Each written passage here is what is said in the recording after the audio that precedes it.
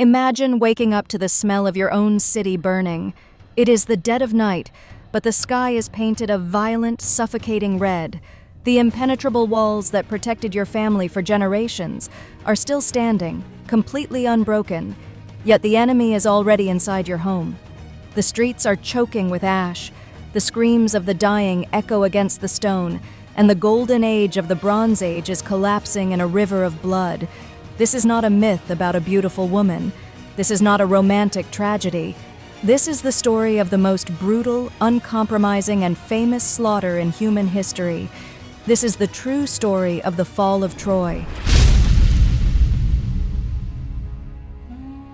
And if you want to survive the darkest nights of history and uncover the brutal truths that built our world, you need to hit that subscribe button and like this video right now.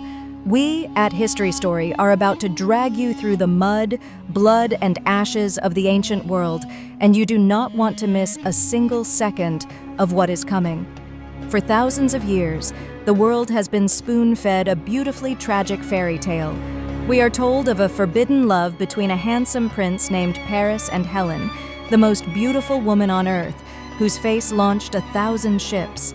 But history is rarely, if ever, dictated by love. It is dictated by greed, massive egos, and the cold, hard steel of ambition. Troy was not just a romantic city of artists and lovers. It was an absolute military and economic fortress. It was a geopolitical titan that controlled the incredibly lucrative trade routes between the Mediterranean and the Black Sea. It was wealthy beyond human imagination, dripping in gold, and perfectly positioned to tax absolutely anyone who sailed past its mighty shores. For the brutal warlords of Mycenaean Greece, men like the ruthless and power-hungry King Agamemnon, Troy was not a romantic rival. It was a massive, glowing target. Helen was merely the perfect excuse. When she fled Sparta, she handed Agamemnon the ultimate propaganda tool to unite the fractured, bloodthirsty Greek kings into a single, unstoppable armada. When that terrifying armada landed on the beaches of Troy, they did not find a swift and glorious victory. They crashed against towering stone walls that seemed to be built by the gods themselves. For 10 agonizing years, the greatest warriors of the ancient world were locked in a grinding, miserable meat grinder of a war. The beaches turned to mud, diseased bodies piled up outside the gates, and the psychological toll was absolute devastation. This was an era where combat was horrifically intimate. You did not kill a man from a safe distance. You looked him in the eye, felt his breath on your face, and watched the life drain from his eyes. This was the bloody stage for Achilles, the ultimate killing machine, a man driven not by patriotism, but by an uncontrollable, terrifying rage and a dark obsession with his own legacy. And on the other side stood Hector, the tragic and noble defender of Troy, fighting a doomed war not for glory, but simply to protect his family from the inevitable slaughter he knew was coming. Before we uncover the most brilliant and devastating psychological trick ever played in warfare, take a second to hit subscribe and leave a like on this video. Your support is the only way we can keep bringing these massive historical epics to life. And the story is about to take its darkest, most twisted turn yet. 10 years of endless slaughter had solved absolutely nothing. Achilles was dead, shot down in the dust. Hector was dead, his body dragged behind a chariot in a profound and sickening display of desecration. Both sides were exhausted, bleeding out, and facing absolute financial and moral ruin. The Greeks finally realized a crushing truth. Sheer brute force would never, ever breach the massive stone gates of Troy. To destroy an impenetrable fortress, you cannot attack from the outside. You have to make the defenders open the doors themselves.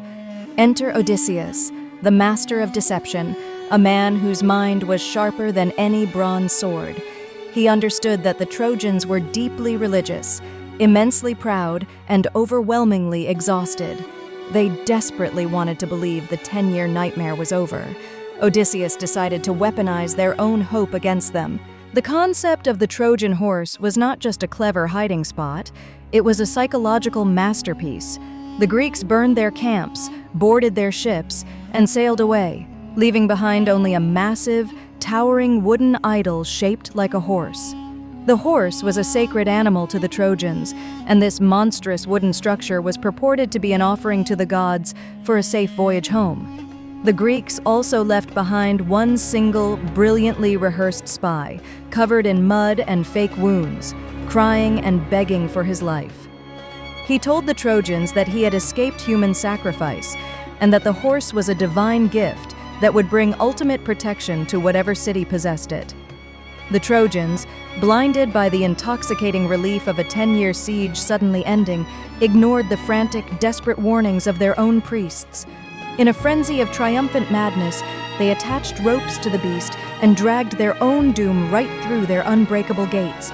They threw a massive drunken festival, celebrating the defeat of the Greeks, completely unaware that the architects of their destruction were patiently sitting in the pitch dark, right in the center of their city, listening to the music slowly fade into the drunken snores of the exhausted defenders.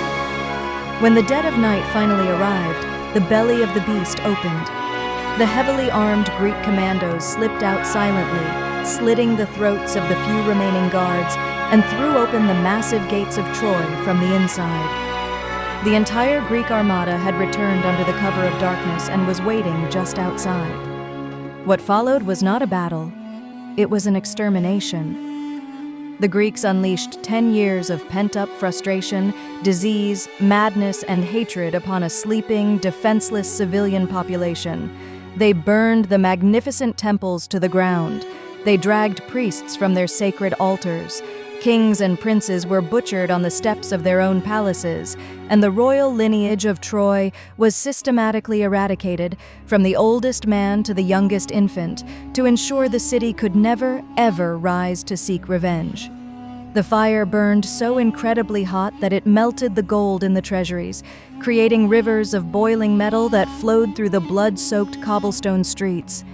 By dawn, the greatest jewel of the ancient world was nothing but a smoking black ruin.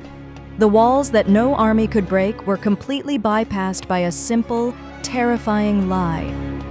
The fall of Troy became a haunting warning echoing through the centuries. No fortress is strong enough to protect you from human deception, and the greatest empires are often destroyed not by the strength of the enemy, but by their own fatal illusions. You can build the thickest walls in the world, but you can never wall off human gullibility. But the ashes of Troy are only the beginning of our journey through the darkest and most brilliant minds of history. If you thought the deception of the Trojan horse was a masterpiece of manipulation, wait until you meet the woman who brought the entire Roman Republic to its knees, using nothing but her intellect, her charm, and her absolute, uncompromising ruthlessness. She was the last true pharaoh, a god walking among mortals, who played the greatest warlords of her era like chess pieces on a board. She did not need an army to conquer Rome. She just needed to conquer the men who ruled it. Next time on History Story, we are unraveling the seductive, lethal, and deeply misunderstood genius of Cleopatra. You absolutely do not want to miss how one woman outsmarted the greatest empire on Earth. Make sure you are subscribed right now, hit the like button to feed the algorithm, and leave a comment below telling us what you think was the greatest deception in military history. See you in the next episode, where history is always a story written in blood.